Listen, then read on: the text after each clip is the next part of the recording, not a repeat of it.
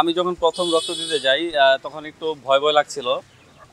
যদিও রক্ত দেওয়ার পরে সেই অনুভূতিটা একদমই মনে হয়নি একবারও।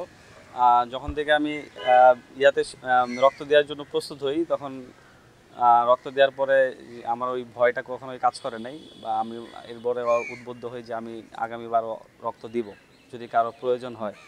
আর আরেকটা বিষয় যেটা আমার ভালো লাগছিল, যে রক্ত দেওয়ার পরে আমাকে হসপিটাল থেকে একটা জুস দেওয়া হয়েছিল।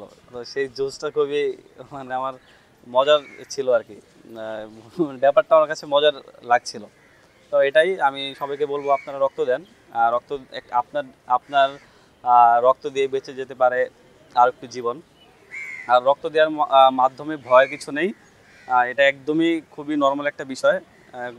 কোনো ব্যথা অনুভব হয় না। জাস্ট হালকা একটা পিঁপড়ার কামড়ের মতো অনুভূতি। এটাই আপনাকে সবাইকে বলবো যে আপনারা রক্ত দিয়ে অন্যের জীবন রক্ষা করুন, এটাই বলার।